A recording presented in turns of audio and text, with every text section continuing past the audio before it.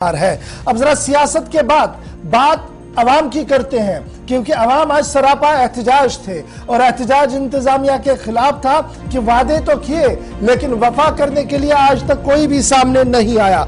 जिला गांधरबल में आज अवाम ने एहतजाज किया और कहा कि सोनमर्ग के मकाम पर जिस टनल का कयाम अमल में लाया गया है उससे मकामी आबादी को काफी मुश्किलों से दो चार होना पड़ा, लेकिन उसके बावजूद भी टनल के काम में इंतजामिया को राहत दी गई, एक ताउन दिया गया। लेकिन हुकूमत की तरफ से जो नुकसान हमें पहुंचाया गया टनल की काम की वजह से, जो रिहायशी मकानों को नुकसान पहुंचा, उसके मुआवजे का ऐलान तो किया गया लेकिन आज तक मुआवजा किसी भी कंपनी की तरफ से या किसी भी इंतजामिया की तरफ से नहीं दिया गया।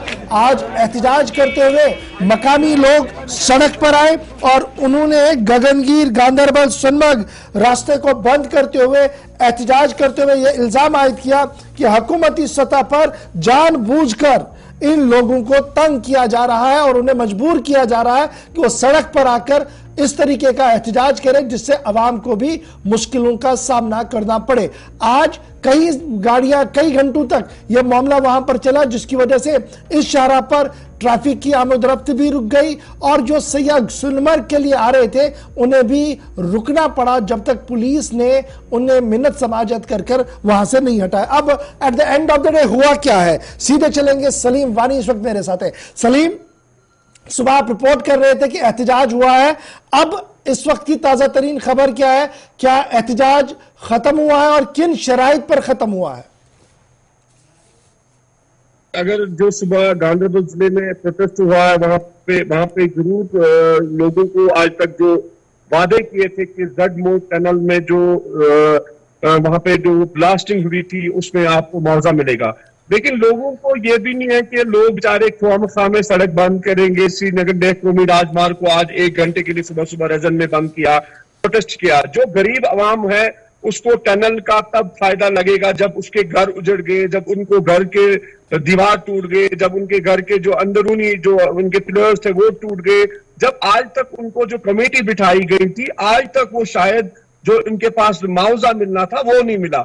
इसी हवाले से जब इन्होंने ठोकरे खाए हर किसी, चाहे वो टनल अफसरों के ठोकरे खाए, चाहे वो एडमिनिस्ट्रेटिव काउंसिल के ठोकरे खाए, और बेशक जो ये टनल ने इसमें 2018 से अगर बात करेंगे तो कई लोग इस पे आसमान छू गए जो यहां से बहुत कुछ लेकर गए।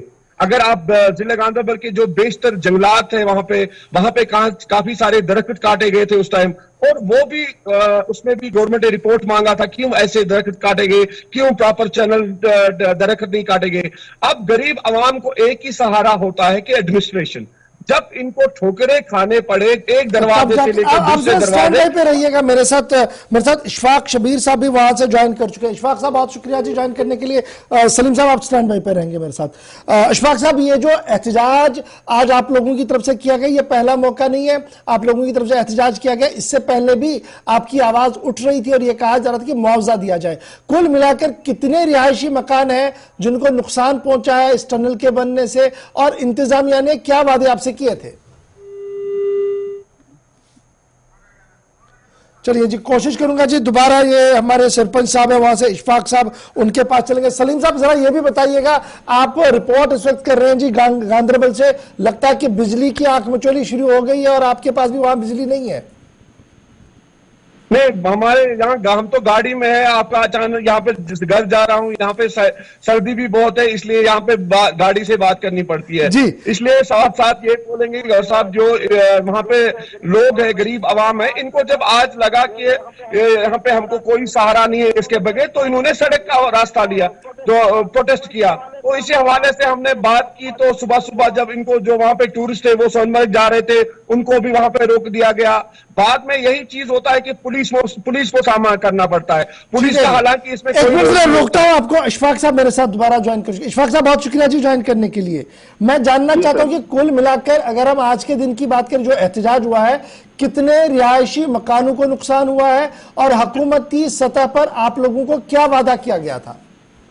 हमारे पास एक वादा किया था सर कि एक कमेटी बिठाई गई थी हमारी इस टनल के लिए कि वो उससे हमें सहूलियात पहुंचाएगी सर, मगर ऐसा कुछ नहीं हुआ सर। उन्होंने हैवी ब्लास्ट करके हमारे जो भी जितने भी घर हैं यहाँ से बहुत सारे गांव इसमें मुलव्वस हो रहे हैं, तो सारे मकानात क्रैक हो गए सर। फिर जाकर हम डोर टू डोर हो गए, तो मगर आज तक हमारी किसी ने कोई आवाज सुनी नहीं सर। अच्छा, ये बताइएगा कितने मकानों को नुकसान पहुंचा है और कितना नुकसान पहुंचा? क्या काबिल रिहाइश है वो मकान या अनसेफ है? वो काबिल रियासत नहीं है सर, वो बिल्कुल क्रैक हो चुके हैं वो मकान सारे सर। तो अभी हम लोकल एडमिनिस्ट्रेशन के पास भी चले गए थे, तो मगर कुछ नहीं आ रहा था वहां पर। अच्छा, डिस्ट्रिक्ट एडमिनिस्ट्रेशन ने क्या वादा किया है? डिस्ट्रिक्ट एडमिनिस्ट्रेशन उनको बोल रही है, मगर जो NHIDCL जिनका ये प्रोजेक्ट सब कॉन्ट्रैक्टर उनको एफको है जडमोट टनल जी सर, तो मगर कुछ नहीं हो रहा है, खाली हमें घुमा यहाँ से वहां घुमा रहे हैं सर। नहीं, बता क्या रहे हैं? आज डीसी साहब ने तो कोई बात बताई होगी, जब आप मिलने गए होंगे कोई एश्योरेंस तो होगा, किसी से बात तो हुई होगी, या आपने भी एक फॉर्मेलिटी के तौर पर सिर्फ ये दर्ज करवाया कि हम एहतजाज कर रहे हैं?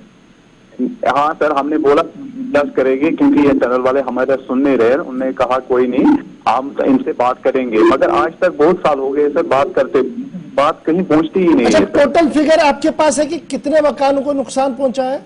पहले तो हमारे सनमर के एक एरिया में शितकड़ी बस्ती आ रही है सर, एक छोटा सा गांव है, वहां पर भी क्रैक है बिल्कुल मकानात, और दूसरा गगनगेरी रेजन इलाके यारे और गुईपोरा इलाके, ये बहुत सारे मकानात, कम से कम 600 के करीब मकानात है सर। चलिए, बहुत शुक्रिया जी इशफाक साहब ज्वाइन करने। आपका भी सलीम वानी साहब बहुत शुक्रिया। 600 मकानों में दरारें पड़ी हैं, क्रैक हुआ है, और ये क्रैक कब हुआ है? जब सोनमर्ग के अंदर जो टनल बन रहा है उसमें ब्लास्टिंग हुई है, और ये इल्जाम लगाए गए कि ब्लास्टिंग इलीगली करवाई गई, यानी जो सेट क्राइटेरिया था ब्लास्टिंग के वक्त का उसको पूरा नहीं किया गया। फिर दूसरी इसमें शिकायत ये भी आई थी, जिसको लेकर इंक्वायरी भी बिठाई गई थी, कि जो जंगलातों का वहां पर दरेक बेर कटाई हुई थी, और उस पर भी एक रिपोर्ट मांगी गई थी, उस पर भी आज तक सरकार की तरफ से यह नहीं कहा गया कि क्या हुआ। बहरहाल आज आवाम सड़क पर थी। इल्जाम यह था कि जिस कंपनी को, जिस इदारे को यह काम सौंपा गया है, जिनको यह यकीनी बनाना है कि रिहायशी मकानों को नुकसान ना पहुंचे और उन्हें मुआवजा मिले, वो आज तक भी सामने नहीं आई, और आज भी जिला इंतजामिया ने यह एश्योर किया है कि आपकी आवाज को उन तक पहुंचाया जाएगा। लेट अस होप सो कि आवाज पहुंचे।